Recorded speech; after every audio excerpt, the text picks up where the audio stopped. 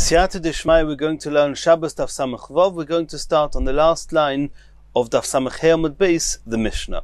Says the Mishnah, Hakitea, an amputee, somebody who one of his legs have been amputated, Yoitza bekav shaloi, he's allowed to go out with a wooden foot, that he would have typically put a wooden foot to make up for the part of his leg that's been amputated. He's allowed to go out with it on Shabbos. Divri Reb Meir, that's the opinion of Reb Meir. Reb Meir maintains that this is called a shoe, and the person's allowed to go out with his shoes. Reb Yosi says that it's also to go out with this on Shabbos. It's not called a shoe, it's not called a clothing, it's not called an ornament, and therefore it's considered a burden, and he's not allowed to go out with it on Shabbos. If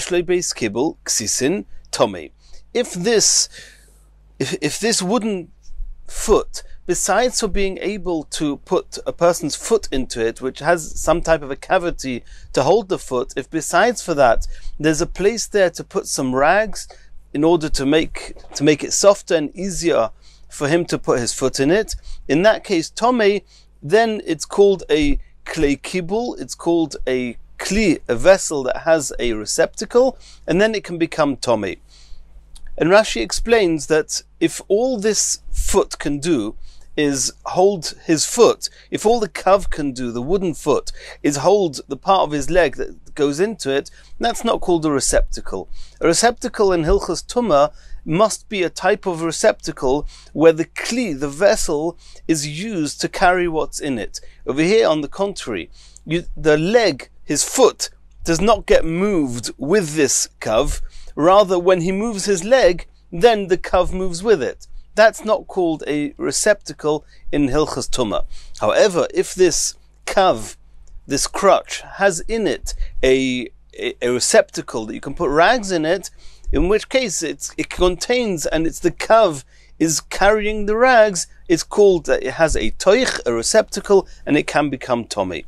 Continues the Mishnah, smuchos, a person that both his feet, the end of his legs, both legs have been amputated, and then he cannot use a kav, a typical crutch. So what he would do is he would get some supports called smuchos, and these supports would be put onto his knees as well as onto his shins, the bottom part of his leg, and he would be supported on them, and that's how he would walk, sort of in a kneeling type of position. And these smuchos were made of leather. So Tmein Medrus, since these smuchos, these supports, are made in order to hold his whole weight, therefore it's susceptible to Tumas Medrus. Tumas Medrus means that any person that has a Tuma Hayotza Megufa, he became Tomei because of some emission from his body, a Zov, a Zova, or Nida, and if they rest upon something that's made to be rested upon, or leaned upon, or stood on, or anything that's made to contain the person, or to hold his weight, then if a Zov, Zova, or Nida is leaning on them or resting on them, then they become Tomei Medrus, and it's a very severe type of Tumah. Then these smuchos, since it's there to hold the weight of the person, therefore if this person were a Zov, or a Zova, or a Nida, then these smuchos, these supports, would be Tumas Medrus. V'yotzin ben b'Shabbos, and one is allowed to go out with them on Shabbos, because it's a type of ornament for this person. V'nichnosin ben ba'azora, we know that there's a Mishnah in Brochus, we learned that a person is not allowed to go into the Har HaBayis, onto the Temple Mount, with his shoes on, with a min'ol. The question is if these things are called shoes, and the answer is no. These supports are not considered shoes, and therefore one would be allowed to go with them into the Azara.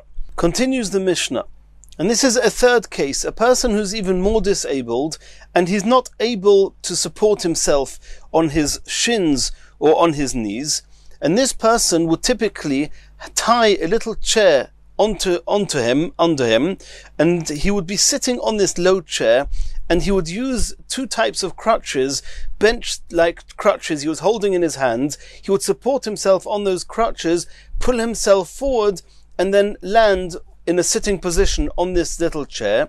and in order to help him carry his weight whilst he's moving forward, they would make some leather or wooden type of shoe at the end of his shin or the end of his leg, or whatever's left, whatever stump is left from what's been amputated.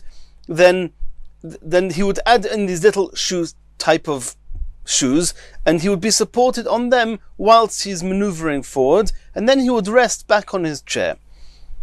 So says the Mishnah, Kisei, this chair that he would sit on, usmucha is sheloi, and these little shoe pieces at the end of his stump, tumein medrus, since they are there to hold his weight, they are susceptible to tumas medrus. Ve'ein yotzin ben b'Shabbos, he's not allowed to go out with these on Shabbos, and Rashi explains, because sometimes they can fall off, and I imagine it's talking about the smuchis, the little shoes that are stuck at the end of his stump, they may fall out in Rishus Harabim, and he could end up carrying them. And anything that could fall out in Rishus Harabim, we do not let him go out with them on Shabbos. Ve'ein nichnosin ben ba'azara, he's not allowed to go with them into the Azara because they are considered shoes. Continues the Mishnah, luktamin, and the Gemara is going to have 3 explanations what this is, but for now we'll just translate it as a type of a mask. That's what Rashi says on the Mishnah, a type of a mask that would typically be used to scare little children. Tahirin, they are tahir, since they are not used as a kli, as a vessel, therefore in Hilchas Tumah they are not mekabel Tumah. It's also not considered an ornament, so there's no reason that it should become Tomei. Ve'ein yotzin behen, one is not allowed to go out with them on Shabbos, since it's not considered a garment, it's not considered an ornament, and therefore it's considered a burden, and one is not allowed to go out with a burden on Shabbos. The poskim say if he does go out with it, then it could be that it's only osa midrabanon, since it's not an unusual way of carrying a burden by affixing it to a person's face as a mask. Says the Gemara, Omar le Rava le Rav Nachman, heichetnan. And here this seems that there was a discussion, what girsa, what's the correct version in the Mishnah, and the implications of that would be what Reb Meir holds and what Reb Yossi holds. Our Mishnah, the way we have it, starts with Hakitea yoytze bekav shaloi. An amputee is allowed to go out with his kav, divrei Reb Meir. Reb Yossi oiser. Reb Yossi says it's osa. Others, however, had a version, ein hakitea yoytze bekav. A kitea is not allowed to go with a kav, divrei Reb Meir. Reb Yossi matir, and Reb Yossi is the one that says it's mutter. So the Rava said to Rav Nachman, heichetnan, what's the correct version of this Mishnah? Omer, Rav Nachman said to Rava, lo yodano, I don't know. Hilchas amai, Rava asked Rav Nachman, according to who is the halacha? What's the halacha? Omer le lo yodano. Rav Nachman again answered back, I don't know. Itmar, Omer Shmuel. Shmuel said as follows, ein hakitea. Shmuel says that the girsa, the correct version, is not like we have it, it's ein hakitea, and that would mean that Reb Meir holds that it's also for the amputee to go out with this wooden foot, and Reb Yossi is the one that says it's mutter. V'chein omar Rav Huna, ein hakitea. In the version of Rav Huna's Mishnah, also it says ein hakitea.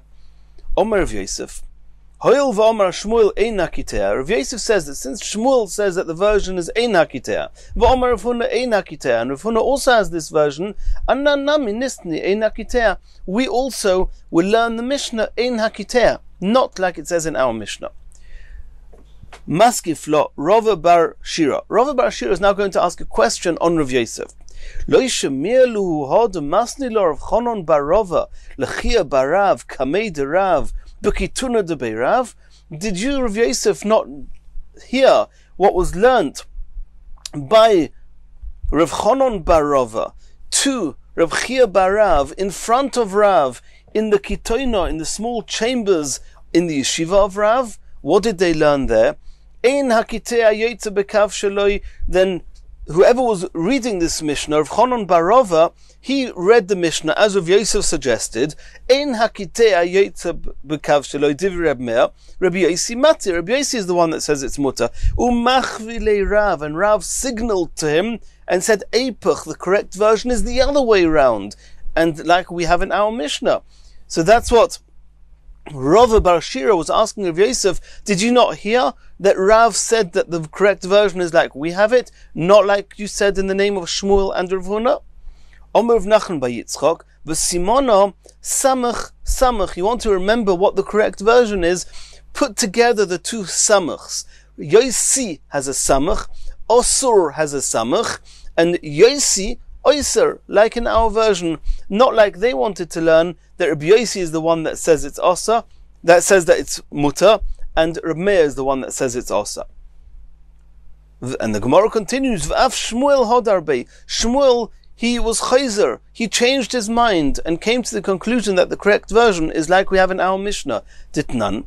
There was a Mishnah, we learnt in a Mishnah, in Yevomus, and Cholza besandal she'enoi sheloi.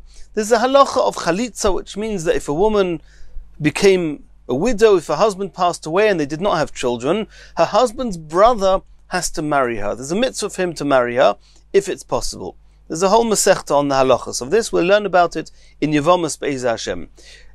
And if this man does not want to marry this woman, then he has to do chalitza. And the way it's done is that she wears a shoe that belongs to him, and she wears a shoe, and he takes off the shoe, and it's a whole process, and we'll learn about it in Yevomus. But the halacha is it has to be done with a shoe. It has to be biblically defined shoe. And the Mishnah says that if cholza b'sandal she'enei shelo, if she does chalitza with a shoe that's not his, or b'sandal shel eitz, or with a wooden shoe, oy shel smoil biyamin, or she puts a left-hand shoe onto her right foot, in all those cases chalitza kshera, the chalitza is kosher. V'amrinon, man tana, who is the Tana that says these above halachas? And as far as we're concerned, what's important to us now is the detail of sandal shel eitz. A shoe, a sandal made of wood, is it called a shoe? Is it not called a shoe? Who is the opinion that holds it is? Omar Shmuel Reb Meir. Reb Meir says that even a wooden shoe is called a shoe. Titnan, and now he's quoting our Mishnah. How is he quoting our Mishnah? Hakitea yoytze bekav sheloi divi Reb Meir. A kitea, an amputee, is allowed to go out with this shoe, and this is a wooden shoe, and Reb Meir says that he's allowed to go out with it. Rabbi Yosi Oisa, and Rabbi Yosi says it's Osa, and Reb Meir must be the one who says it's considered a shoe. If it's considered a shoe, he can go out with it on Shabbos. And Rabbi Yosi says Osa, so we see that Shmuel quoted our Mishnah in the version that we have, and that's proof that Shmuel, he backed out of what he said, that like Rav Yosef quoted in his name, that the version has to be the other way around. And now the Gemara says, V'af Rav Huna hodarbe. Rav Huna also, that initially had the version different to our Mishnah, he also changed his mind. The Tanya, we learnt in a Mishnah. This is a Mishnah in Idias, sandal shel sayodin, a type of shoe that was not made of leather as typical shoes were. It was made of straw, shel sayodin. These are people that were selling plaster, and when they were working with the plaster would eat away at their leather shoes, so they would cover their shoes with a type of shoe made of straw. And Tomei Medras, since it's a shoe, and it's made for this person to put his full weight on it, and therefore if this person was Tomei of Zov or Nida, then this shoe, this sandal shel sayodin, would become Tumas Medras. And this shoe, even though it's made of straw, is considered a shoe that if a woman did chalitza with it, it would be valid. And you can go out with it on Shabbos because it's called a shoe. Divi Rebbe Akiva, that's the opinion of Rebbe Akiva. The Chachomim did not agree with him. And we learnt in a Mishnah, in the Mishnah we learnt that the Chachomim did agree to Rebbe Akiva. Now, Omer of Huna, man hoyduloi, who agreed to Rebbe Akiva that it's called a shoe? Reb Meir. So here you have Rav Huna, and Rav Huna says that it's Reb Meir in our Mishnah that says that even though a shoe is not made of leather, nonetheless it's considered a shoe. And this straw is considered a shoe. It's a straw shoe. This sandal shel sayodim, says Rashi, was made of straw. And the truth is that the reason that Rebbe Akiva says that it's called a shoe is because Rebbe Akiva holds that since straw is a very hard material, therefore it's got exactly the same halachas as wood. And so you see here that you've got a wooden shoe, and Rav Huna says that it's Reb Meir who says that a wooden shoe is called a shoe, like Reb Akiva. So you see that Rav Huna changed his mind and followed the version of our Mishnah. Uman loy hoiduloi, who didn't agree with Reb Akiva, who assumes that a shoe that's not made of leather is not called a shoe? Reb Yosi. It's Reb Yosi. Reb Yosi Oisa. Reb Yosi says he's not allowed to go out with it on Shabbos. It's not called a shoe. Omer Rav Yosef. Rav Yosef brings somebody else whose man lo Yehudullah, who did not agree with Rabbi Akiva that a shoe of Sayodin is called a shoe. Rabbi Yochanan ben Nuri, it was Rabbi Yochanan ben Nuri. Ditnan, we learnt in the Mishnah, and here the Vilna Gaon and others are geiris as follows: Machzeles hakash, v'shveiferes hakash, a mat or a tube made of straw. Rabbi Akiva matame. Rabbi Akiva says straw has the same halacha as wood, and they are tomei. Rabbi Yochanan ben Nuri matayr. Rabbi Yochanan ben Nuri says that straw is not considered wood, and since straw is not considered wood, then it's not one of the materials that, according to the Torah, are susceptible to tumah bichlal. So you see that Rabbi Yochanan ben Nuri also argued with Rabbi Akiva. Continues the Gemara. Omar Mar. We're just going back to what we just saw now from Rabbi Akiva, that sandal shel sayodim tomei medras, that this straw shoe of the people that were selling plaster, they are tomei medras because it's a shoe that's made to support the person. Asks the Gemara, holav lehilucha ovda. The intention of this shoe is not in order to be able to walk on it. The intention of this shoe was just in order to protect his leather shoes that he was wearing. We don't need this shoe to walk on. He's wearing leather shoes. And since we do not need this to walk on, why is it tomei medras? It's not made to support a person. It's made to protect his shoes. Omer v'acha barav ula shekein asayed metayel be'ad shemagia lebeisai. Proof that this shoe of straw is also made to walk on is that even after he finishes his work and he no longer needs to protect his shoes, he keeps these shoes of straw on until he gets home. So you see that he would comfortably walk with them even when he's not working with his plaster. So you see that he uses it as a shoe, and therefore it can become tomei medras. Continues the Gemara. V'im yesh lo beis kibul ksisin tomei. We saw that this kav, even though it's a receptacle to receive the stump of his foot, which has been amputated, but nonetheless, according to Rabbi Yosi, he's not allowed to go out with it on Shabbos, and it's not called, it's not mekabel tumah. According to everybody, even according to Rabbi Meir, it's not mekabel tumah. This is not called a receptacle. And the Mishnah says, Im yesh le beis kibul ksisin, if besides for carrying or holding the stump of his foot, there's also a receptacle to hold some rags, and then he would be carrying the rags with this kav, not like a general kav that does not have such a receptacle, that the foot, his leg, is carrying the shoe, is carrying the receptacle. That's not called a receptacle. But if there's a place for rags, then the receptacle is carrying the rags, then it can become tomei, and it's called a klei kibul yesh lo toich. Says the Gemara, Omar Abaya, tomei tumas meis. In our Mishnah, it just says tomei. He can become, that if it has a receptacle for these rags, it can become tomei. Rashi on the Mishnah tells us, tomei mekabel tumas maga. Any type of tumah that becomes tomei by touch, which is tumas meis, tumas sheretz, etc. And Rashi doesn't say anything about can it become tumas medras. So Abaya holds it's only tomei tumas meis. It's called a klei kibul, and therefore it can be mekabel tumas meis or any other tumas maga. It's yesh lo toich v'ein tomei medras. Abaya holds that this type of a shoe is not tomei medras. Rava Omar af tomei medras. Rava says it's considered a type of shoe that you put your whole weight on it, and therefore it is tomei medras. Omar Rava. Rava says, I'll bring you proof that this kav, if it's got a receptacle to hold these rags, that is tomei tumas medras. Ditnan, we learnt in the Mishnah, agolo shel cotton, a wagon that a child would use to play with. He was playing with a wagon, and sometimes they would sit the child into this wagon that is really his toy. Tomei medras. since it's made for the child sometimes to sit on it, you see that it's Tomei Medrus.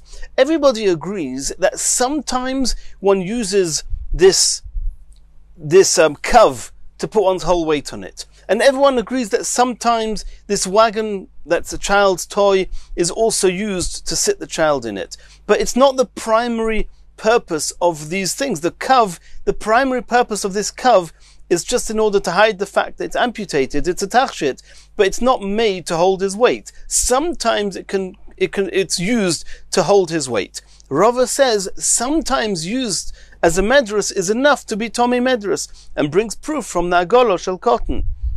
V'Abaya Omar, Abaya says, don't bring me proof from there. Hosom somich ilavei. Over there, the child is constantly leaning on it. That's how this toy works. He's leaning on this wagon. Over here, this kav is not made in order to be rested on, to lean on, and therefore it's not mekabel tumas medrus. Omar Abaya. Abaya says, I'll bring you proof that it's not Tomei tumas medrus. Minoa minilo. The Tanya, we learnt in a brisa, makel shel zkenim, a walking stick of an old person, toher miklum, doesn't become Tomei at all. Why does it not become Tomei at all? So it doesn't become tumas maga because it doesn't have a receptacle, and it doesn't become tumas medrus even though sometimes he would put his weight on it, but sometimes is not enough. Since the primary use of this stick is not in order to put his weight on it, therefore Abaya says it does not become, that Abaya explains it does not become tumas medrus. Rava says that I'll explain to you why, even though I think that a kav, says Rava, is mekabel tumas medrus, but with the walking stick is not mekabel tumas medrus. Hossam, over there with the case of the walking stick, literutse sugya, it's only made in order to straighten his steps, to make sure that his back stays straight and that his feet don't collapse. But it's not there to carry his weight. The terutze sugya avida, it was made just in order to straighten his steps. Hocha, but in the case of the kav, of this amputee, lismoich ilavehu davida, it was initially made in order to support him. And he supports himself on it, and therefore it is Tomei tumas medrus. And like we said before, Abaya holds that it's not made. Lav lesmicha avida, says Rashi, it's not made in order to support him, it's only there to be a tachshit, just in order to hide the fact that his foot's been amputated. Continues the Gemara. And this part of the Gemara, the Bach says, is going back on kisei usmuchois sheloi. We saw in the Mishnah that somebody the way he would walk around is by having this chair strapped to the back of him, and he would use these bench-type crutches to propel himself forward, and he would have smuchos, he would have these little coverings at the end of his stump that would be made either of leather or of wood in order to support himself a little bit whilst he's moving forward.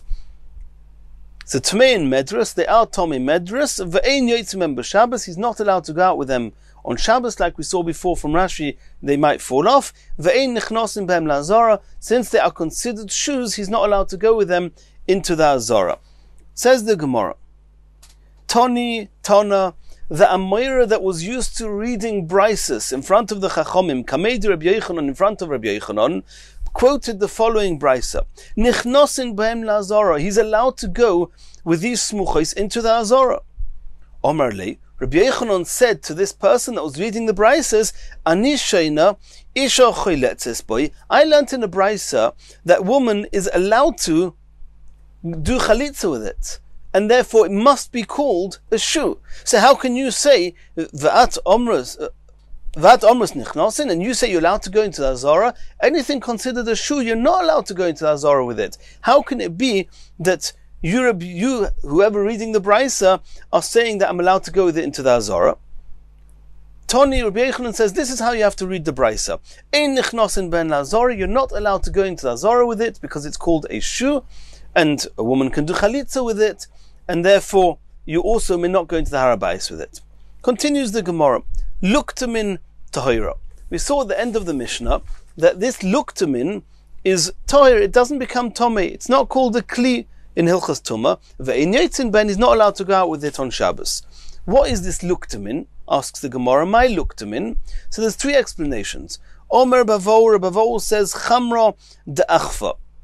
The clowns would typically hang onto their backs a type of a donkey, something that looked like a donkey, and the donkey itself would be positioned between their legs, and this donkey was supported on their shoulders, and it looked as if this clown was riding on a donkey.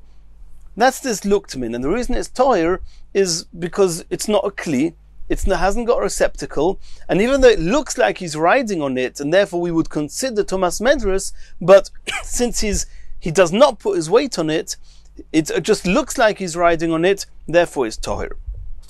Rava bar Papa Omar, others should say Rafram bar Papa Omar, Kshiri. These luktamin are stilts, which when a person was going through some deep mud, in order to help him wade through it, he would use these stilts. And so there's discussion here exactly why it's not Thomas Medras. His weight is on it, but it seems that the main purpose of these kshiri is just in order to help him wade through the mud and not actually to support his weight. Rava bar Ravuna Omar or Rabba bar Ravuna Omar, primi, it's these masks that would typically be used to frighten or entertain the children, and these are tohir and one's not allowed to go out with them on Shabbos. Says the next Mishnah. Habonim, the young boys, yoitzin b'kshorim, are allowed to go out with knots. We'll soon see what these knots are. Ubnei melachim, and princes, bezugin, are allowed to go out with bells, golden ornamental bells. V'chol adam, the truth is anyone's allowed to go out with these bells. Ela shedibru chachamim b'hoive, the chachamim spoke in a language that was prevalent at the times, and at the time, it was only princes that were used to going out with these bells. But anyone who chooses to go out with such a bell is allowed to go out on Shabbos with them. It's an ornament and it's mutter. Says the Gemara, Mike Shorim, what are these knots that these boys are allowed to go out with? So we're going to have two explanations in the Gemara. The first one is as follows. Omar Ada Mori, Omar of Nachman bar Baruch, Omar of Ashi bar Ovin, Omar of Yehuda. Kshurei Pua. It's these knots made of puah, which is a type of plant, and this plant they would typically hang it around a person's neck, and it would have healing properties. Rashi says he doesn't know which illness it healed, but that's what these kishrei puah would do. And these boys were allowed to go out with these ksharim on Shabbos, since it's there for medical purposes. One's allowed to go out with it on Shabbos. Omar Abaya. Abaya said, Omro li aim, my mother told me. And we know this was not his mother. His mother died when he was a baby. But this is the woman that was looking after him when he was growing up. And he called her aim, a mother. Omro li aim. Tlosa, if you're wearing 3 of these knots, moikma, it just contains the illness, to make sure it doesn't get worse. Chamisha, if you're wearing 5, Mosu, it heals the illness. Shiva, if you're wearing 7, afilu l'kshofim maili, it even helps to ward off the witchcraft. Continues the Gemara. Omar of Acha bar Yaakov. Rav Acha bar Yaakov says that these kshorim, the kshurei pu'ah, these knots of these plants, there's a few conditions, and only when complying to these conditions, these knots actually have the healing properties. What are the conditions? V'hu deloy chazi leishimsha, that these knots have not been exposed to sunlight. V'siara, they have not been exposed to moonlight. V'loy chazi lemitra, they have never been exposed to rain. V'loy shemir leikoil barzela, they have never heard the sound of metal. V'kol tarnagoyla, they have never heard the sound of a rooster. V'kol nigri, or the sound of footsteps. Omer of Nachman bar Yitzchak, of Nachman bar Yitzchak says, if there's so many conditions, nofal puta, the skula, the virtues of this puah, of these knots of this plant, has fallen into a pit, it's useless. It's impossible to find types of these knots that can comply with all these conditions. So for all intents and purposes, it's useless sgula. Asks the Gemara, my iria bonim, according to what you, Rav Adamori, Omar of Nachman bar Baruch, Omar of Ashi said, Bar Ovin, Omar Rav Yehuda, you explained that the Mishnah that says that the kshuri, the knots that these boys would go out with, are these therapeutic or these healthy or something that cures. made of this plant of pu'ah, ma'ir bonim, why only boys? Afilu bonois, the girls nami. They should also be allowed to go out with them on Shabbos. Ma'ir ktanim, why just little boys? Afilu gedolim nami, adults also. Elo ma'ekshorim, kihod omar, ovin bar huna, omar of choma bar guria. And this is the beginning of a sugya of 5 different remedies from Ovin bar Huna, Omer of Choma bar Guria. And the first one is knots. And we'll soon see what they are. When it says here that the little boys are allowed to go out with the knots, it's referring to the knots of this remedy by Ovin bar Huna, Omer of Choma bar Guria. Ben sheyesh lo gaguin al oviv, a little boy that is yearning for his father, and being over too much yearning is dangerous, it's unhealthy. So he would noitel ratzua mimin al shel yumin. They will take a strap from his right hand shoe, v'koisher lo b'smoile, and tie it onto his left hand, and that will take away his yearning, his ga'aguim. Omer of Nachman by Yitzchak v'simonoch tefillin. The simon to remember is tefillin. With tefillin, your right hand ties the straps onto the left hand. Here too, you take the strap of the right hand and you tie it onto the left hand, of the right foot. You take the strap of the right foot and you tie it onto the left hand, similar to tefillin. V'chilufa sakanta, if you take the strap of the left foot and you tie it onto the boy's right hand, then the gaguim, the yearning, is going to get even worse and it will be dangerous. Continues the Gemara. Omar Ovin bar Huna, Omar of Choma bar Guria. Another remedy from the same source. Schufei Kasa atibura b'Shabbos. A person is allowed to take a warm or hot empty cup and invert it, and upside down. It's hot. Possibly he poured hot water into it first and then emptied it, and now he's putting this cup, the opening of this cup, onto atibura, onto his navel b'Shabbata, because of something in his intestines that had gone out of place, and the hot cup, it helps to put things back in place. Shapir Domi, one is allowed to do this on Shabbos, even though one is not allowed to engage in healing on Shabbos, since over here you're not using any medicine, you're not using any potions. Therefore, the gzeira that the Chachomim said, don't use medicine because you may come to grind the herbs, the spices, and that's also on Shabbos. Therefore, the Chachomim said, don't use any medication on Shabbos. Since here we're not using medication, we're just using this cup, it's mutter. V'oma ovin bar Huna, Omer of Choma bar Guria. A third remedy from the same source. Mutter losuch shemen umelech b'Shabbos. One is allowed to smear oil that has salt within it on Shabbos. And they would do this if somebody became intoxicated and one wanted to relieve them of their intoxication. They would put some salt into the oil, and they would smear the oil on the person's palms and on the soles of his feet, and that sometimes helped. Kihod Rav Huna mi Bei Rav. Rav Huna, who was learning in the Beis Medrash of his Rebbe Rav, V'Rav mi Bei Reb Chia, and Rav was learning in the Beis Medrash of his Rebbe Reb Chia. Reb Chia mi Bei Rebbe, Reb Chia was learning in the Beis Medrash of his Rebbe Rebbe. And it was typical that the Rebbes, in order that the Talmidim should be able to absorb their Torah learning, would give them some wine, and that would sometimes intoxicate them a little bit.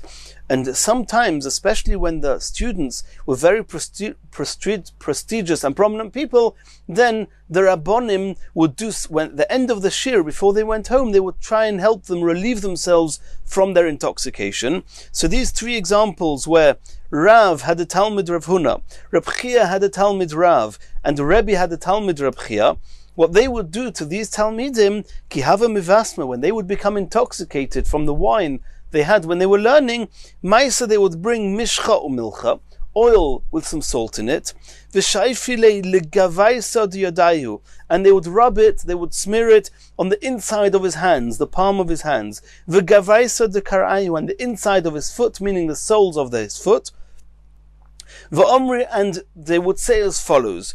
And it seems this is a type of incantation that they would say that would help that's how this remedy would work.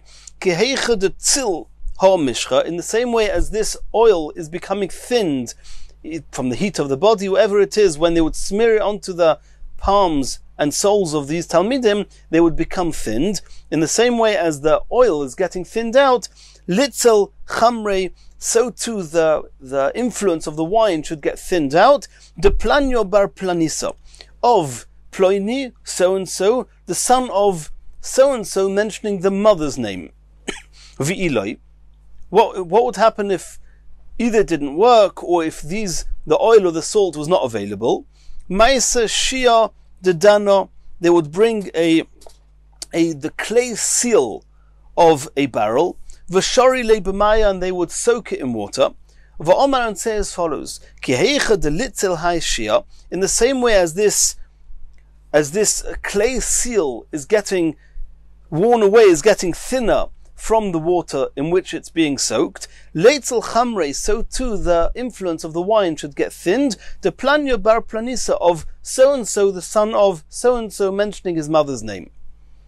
Va'omar ovin bar huna, this is a fourth remedy from the same source. Omar of Chomer bar Guria, mutter lechanik b'Shabbos, in certain cases, in certain illnesses, when one of the bones near a person's neck had become dislodged, they would do a strangling type of therapy that would help this illness, that would help straighten out the bones. One is allowed to do this on Shabbos, and again, he's not using any medication, he's not using a potion or a mixture or anything, and therefore it was mutter on Shabbos. V'omar ovin bar huna, Omar of Chomer bar Guria, a fifth remedy from the same source. Lefufe yenuka b'Shabbat or shapir domi, one is allowed to wrap up an infant, a newly born infant would sometimes come out a little bit deformed because of the contractions, whatever he went through before the birth, and in order to straighten out all his limbs, they would wrap it in the lefufe yenuka, they would wrap it in some clothing or whatever procedure they would do, and it was mutter to do this on Shabbos.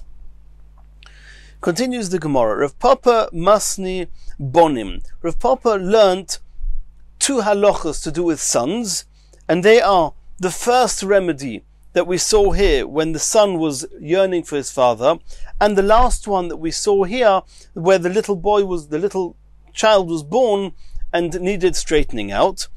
And we'll soon see what this is, but he learnt, Rav Papa quoted both these halachas. Rav Zvid Masni Ben, but Rav Zvid only quoted the first one, not the last one. It doesn't mean they didn't have them, but Rav Papa quoted both of these from the same source, from Ovin bar Huna, Omar of Chomer bar Guria, but Rav Zvid, he only learnt the first one in his name, and the last one, where the child that needed straightening out, he heard this remedy in somebody else's name. Rav Papa Masni Bonim, V'tarvayu Masni Luhu, Ba'ovin bar Huna.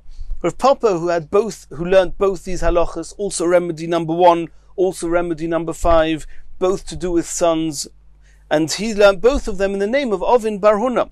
Rav Zvid Masni Ben, Kamaisa Masni ba'Ovin bar Huna, the first one he learnt in the name of Ovin bar Huna, V'hai, and this last one with the child that needed straightening out, Masni lo b'Rabba bar Chona, he heard this remedy in the name of Rabba bar Chona, D'Omer Rabba bar Chona, Lifufa yenuka b'Shabbat shapir domi, this halacha regarding straightening out the child is mutter on Shabbos, and he heard it not from Ovin bar Huna, but from Rabba bar Chona. Continues the Gemara. Omar Abaya, Omro li'eim. This is the second time in this Omad that Abaya is telling us something in the name of his mother. As we said before, it wasn't his mother, it was the woman that looked after him. Kol minyona, whenever there's an incantation that has to be said and that accompanied some type of a remedy, and this incantation had to be repeated. How many times did you have to repeat the incantation? Bishmod, so we're not yet up to how many times, we'll get there in a minute, but Bishmod Ima, when you mention the person's name, then you have to mention his name, the son of, or daughter of, and you quote the mother's name, not the father's name. Another thing he heard from his mother, V'chol Ktori Bismola, any type of knots that they would tie onto the left hand. And this is probably referring to the straps that we saw before, that they would take a strap from the right shoe and tie it onto the left hand. V'omar Abaya, Omru li'eim, Kol minyona, the amount of times that you had to recite this incantation, to mefarshi, if when you are doing the remedy, you're given an explicit instruction how many times to say it, kedemefarshi, then follow the instructions and do it as many times as you're supposed to. Rashi says there was often 3 times, sometimes even more. Deloy mefarshi, but if in the instructions it did not tell you how many times to recite the incantation, arboin v'chad zimni, you should say it 41 times. Continues the Gemara, Tanu Rabbanon, Yoitzin be'even tkuma. Even tkuma was a type of stone that would preserve a pregnancy. One is allowed to go out with such a preserving stone, b'Shabbos on Shabbos. Mishum Reb Meir Omru, it was said in the name of Reb Meir, Af b'mishkal even tkuma. If you had a counterweight, if you put this preserving stone on one side of the scales, and you put an object on the other side of the scales, and they were exactly equal, the same weight, then this counterweight of the even tkuma is also serves as protecting a pregnancy. And the Gemara says, V'loishi pila, not only is a woman who's already had miscarriages in the past allowed to go out with such a stone, elo shemo tapil, even if she's just afraid that maybe she'll miscarry. V'loisha ibra, and it doesn't even have to be that she's absolutely certain that she's pregnant. Elo shemo tis'abir v'tapil, even if she's just not sure, maybe she's pregnant and maybe she'll miscarry, she's also allowed to go out with this stone or the counterweight of this stone on Shabbos. Omer of Yemer bar Shlamya mishmei Abaya v'hu de'ichvon ve'iskil. Rav Yemer bar Shlamya says in the name of Abaya, it must be that this counterweight is naturally the exact same weight as this preserving stone. But if you had an object there that wasn't exactly the same weight, you had to add to it or take off it, then as a counterweight, it does not serve as preserving a pregnancy.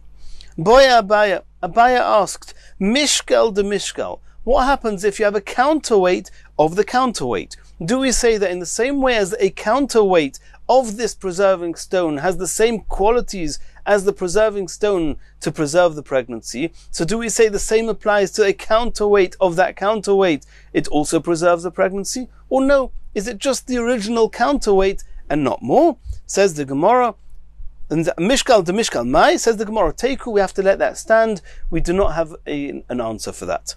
Continues the Gemara, V'omar Abaya, we're going back to what Abaya said in the name of Aim, his mother, or the woman that looked after him. Omro li Aim.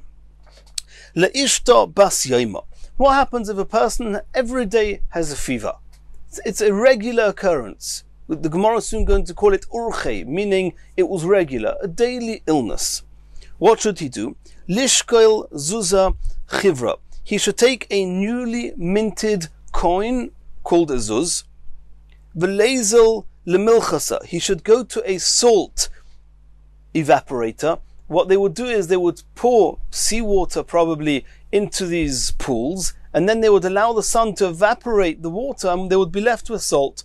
So he would go to these salt evaporators with the newly minted zuz coin, v'liskel maskele milcha, and he would take as much salt as the exact weight of this zuz, uletzairi, and he would tie it b'chalola de beit savar, where his shirt is opened for his neck, benira barka, and he would tie it with a strand of hair. V'iloi, if it didn't work, or if it was not available, if he couldn't get all these things, what should he do? Leisiva proshas drochim. This person who has fever every day, he should sit at the crossroads. V'chizochozi shum shemono gamlo. When he sees an ant which is very large, the dori midi, and this ant is carrying something, carrying a weight. Lishkele, you should take the ant, v'leshadya, and you should put it beguvta denachashta, into a copper tube. V'lesotme, and you should close it be'ivra, with lead. V'lechosme, and you should seal it b'shisin gushpanki, with 60 seals. V'lebarzule, and you should shake it. V'lidre, and you should carry it. V'lei malei, and you should say to this ant, Te'unoch, your weight olai is on me. U'tu'unoi, and my weight, referring to and alluding to this illness, that's regular fever that he has every day, aloch, should be on you instead of me. Amalei Rav Acha Breda Rav Huna Rav Ashi. Rav Acha, the son of Rav Huna, said to Rav Ashi, you're taking a risk if you do this. V'dilma inish ashkeche. It could be that 5 minutes or whatever before you found this ant, somebody else found his ant, and he was also sick, and he put his sickness onto this ant. Dilma inish ashkeche. Another person found this ant. V'ifsik be, and his illness stopped because he'd already given it to the ant. And now the ant is carrying that person's illness, and you're saying to the ant, your weight should be on me, and my weight on you. You're just going to get the other person's illness. Elolei Malay should say as following to the ant, Tu'unoi u'tu'unoch aloch. Not only should you carry your own weight, you should also carry my weight. V'iloi. And if this doesn't work, or if he can't do this, for example, he doesn't have an ant, he doesn't have the tube, he doesn't have all the things we mentioned here, Lishkoil Kuza Chaduta.